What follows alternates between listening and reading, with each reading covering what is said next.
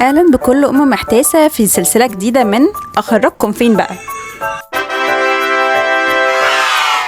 مكاننا المرة دي كان لذيذ شوية في حاجة انه ينفع اعمار مختلفة، وحاجة كمان انه ينفع كمان للكبار، يعني في العاب مخصصة للكبار. خليني كده اديكم فكرة عن المكان تحت الارض ومليان العاب كهرباء كتير، والفكرة اللذيذة اللي فيه ان هو الالعاب اللي جواه تنفع من بداية عمر سنة.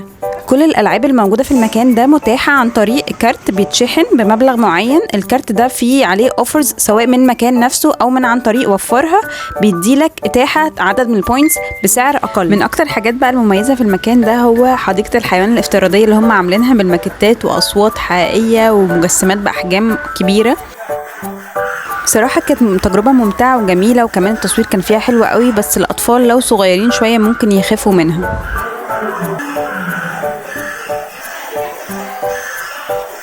المكان ده موجود في مجمع الميريلاند بالتحديد عند شارع الحجاز. اول ما بندخل بيكون الدخول فور فري وبرده باركينج فور فري. لما بندخل بنلاقي النافوره في النص وحواليها كل مجمع الكافيهات والمطاعم ده، والمكان هيكون في اخر الممر قدام اسمه فان فينتشر. لما ندخل منه بننزل دور هي تحت الارض، ولما بننزل دور بنلاقي المكان والكاشير بيكون جوه.